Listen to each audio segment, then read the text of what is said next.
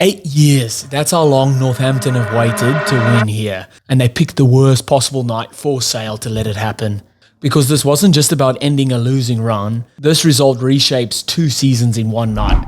Saints beat Sale at Sale for the first time in 8 years. And Sale lose this one and are out of contention for the playoffs. So a huge result for Northampton and also a huge but devastating result for Sale. Love to hear your guys' thoughts in the comments. Who was your man of the match? Who played well? Who didn't? We're just going to get straight into it. I'm going to start at the end. No other player in World Rugby can impact a game right now like Henry Pollock. Comes on, 15 minutes to go. The game is in the balance. First touch the turnover. Then scores a 40-meter try, swan dive, no celebration, which is a celebration in its own, all while having the biggest target on his back. Fights break out because he's getting head-high tackled left, right, and centre. Ends up making 3 turnovers, 6 carries, 2 tackles. Like, please let me know who in World Rugby right now can impact a game like that. And that's probably a little sneak peek into how England are probably going to play or how England could impact games. England players could impact games in the Six Nations, especially in that last 15, 20 minutes. So you got guys like Henry Pollock coming on, Greg Fisilau coming on potentially, Guy Pepper coming on potentially. These are guys that can impact games. Obviously, Henry Pollock being the standout because physically he can impact games, making 3 turnovers in this game, but just athletically, dynamically, if that's even a word, can impact games. What flank is scoring a try from 40 meters out sprinting a backline player? Like probably Artie Savia, that's probably it. Like who else is putting their hand up there as a back rower to score tries like that? And I feel like how he then has this big target on his back that puts oppositions in a spot where they're trying to take him out, they're trying to target him, and they kind of divert from their own way of playing. Let's just target Pollock. Whenever he gets the ball, like smash him 2 or 3 times.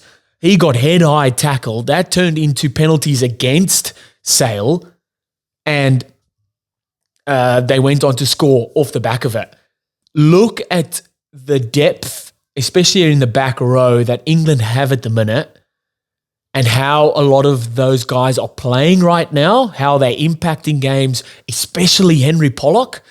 You can see how much just energy and intensity he brings onto the field in the back end of the game where there's tired legs, where there's holes in the defense, where the opposition is carrying the ball but not with that much grunt, not holding onto the ball, not looking after it as they were in the first half or the first 30, 40 minutes of the game.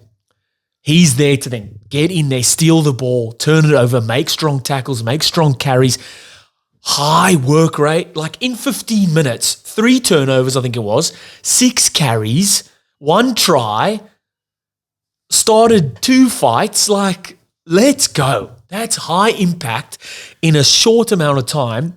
And that's definitely a little sneak peek into how England could play or how England players could play in the Six Nations and how England could utilize those players, especially someone like Henry Pollock, to impact games in the Six Nations. That's more Six Nations chat for a little bit, but it is the talking point at the moment. But we'll stick on this one. You have to give credit to Sale. Like at the back end of the game, yes, Northampton end up running away with it, but Sale, like at the start, not good handling errors. Their defense was atrocious. It just nothing was working. They're throwing balls everywhere. None of their plays were working, but they kind of rode that wave of momentum. And then the back end of that second half really just clawed their way back into it. I think halftime was 10-14. But they had 40% of the ball and made 110 tackles in that first half. For them to still be within 4 points, you're like, okay, you've done really well here to hold on and to grab those little opportunities that you got and turn them into points. They come out in the second half and go, bang, get the ball off the kickoff, patience on attack, strong, hard, direct running. And I think it was Carpenter who scored down the left edge.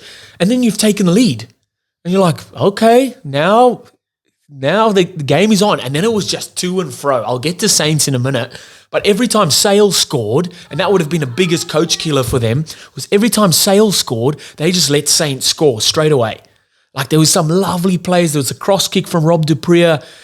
Even for O'Flaherty, I think that's how you say his name, he scored 2. That was one of his tries. The other one was beautiful play from George Ford where he saw the space, kicked the ball in the back.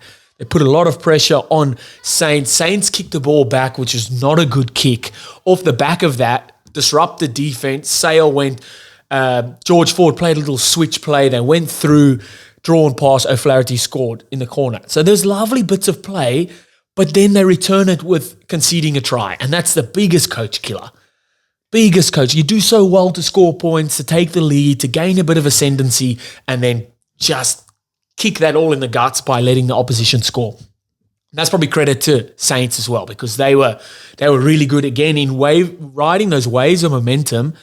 But then when it came down to it, just nail in the coffin type stuff, foot on the throat type stuff. I thought Saints used Tommy Freeman nicely off his wing. I think they might have been Borthwick, given Vesti a bit of keep Freeman on the wing, please, because he's going to play wing in the Six Nations. And they used him really well. Those little inside balls or short off the lineouts or off the ruck.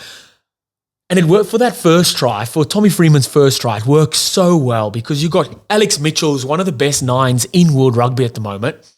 When he picks up to go, right, he's got that many options because there's that many ball-carrying threats from Saints, right? He picks up, squares up and draws that second defender. He's got 3 or 4 options running onto the ball. He's got a player out the back, right?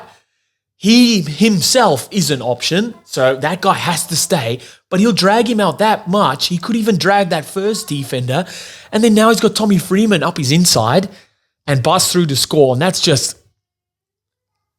your key players with ball in hand, with tons of options at the line, creating a ton of indecision in the defensive line, and then picking the right options.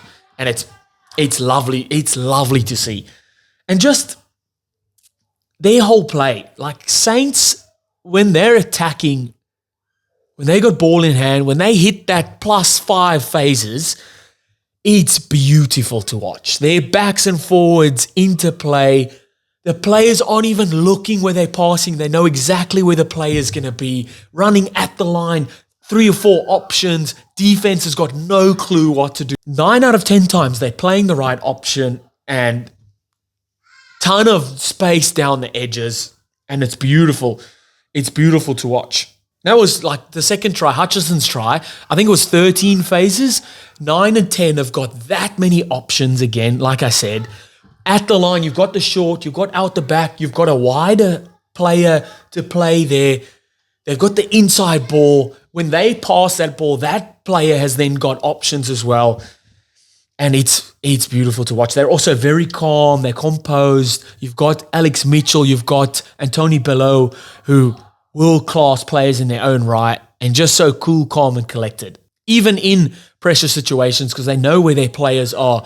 The timing on everything is good, and it's beautiful to watch. I will say that in the back end of that first half, they did struggle. A few handling errors. Tommy Freeman catch that ball, the inside ball from Hutchinson. Beautiful bit of play. Tommy knocks it cold. He would have gone over untouched.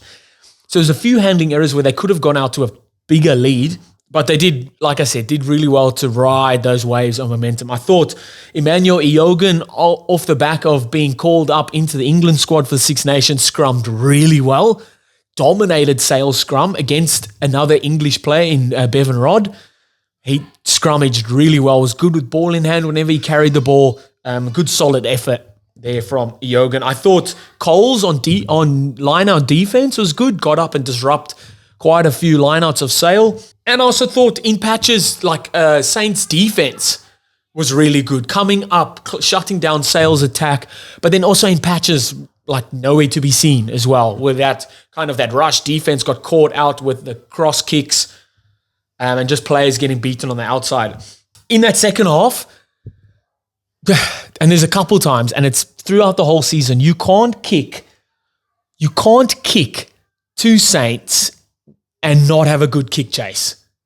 Oh man, Alex Mitchell reads this like a book, squares up the defense. It's a proper 3-on-2 here, but you still have to square your defense up to then create indecision and then pick the right player to play. Throws the dummy short. That second player goes wide. He plays the short to Furbank. Furbank busts through, draw and pass, and you're not stopping Todaro from there. Beautiful kick return, like to a T. Sizing up, where's the space? Where's the overlap? Where can I play? Let's go. Down the edge. Dummy, straighten up. Furbank goes through and untouched. I thought Mitchell was outstanding, controlling the tempo of the game, like knows when to slow it down, knows when to play quickly. Or like 9 out of 10 times he's hitting the correct option as well. His box kicks were to a T. He definitely is one of the best nines in world rugby at the moment. Probably definitely doesn't get the credit he deserves in England and for Saints fans. Yes, he does. I definitely think he gets a starting spot for the Six Nations for England this year because he's been outstanding. One of Saints' best, one of the best in the Prem this year, without a doubt. And then again, it's just the Henry Pollock show when he came on. 15 minutes to impact a game like that. It's outstanding. I don't care what anyone says about him. He's arrogant, ego, like blah, blah, blah. He loves that. That's him. All of those people that say that, you're telling him not to be himself. And who wants that? Boring. He's outstanding. All of his celebrations, arrogance in your eyes, ego in your eyes, that's what makes him who he is, and that's what makes him an outstanding rugby player. Because at the core of it, at the level of it, at the bottom of it, he is an outstanding rugby player. And he showed it in this game. And it's a little sprinkle, a little taste of what's to come in the Six Nations. That's what I think. Huge win for Saints. Again, showing that they are favourites to win the Prem this year. Kicking Sales Sharks' hopes of playoffs out. Huge result here. What did you guys think of it? Let me know in the comments. Hit that subscribe if you haven't already. I'll see you next time. Bye.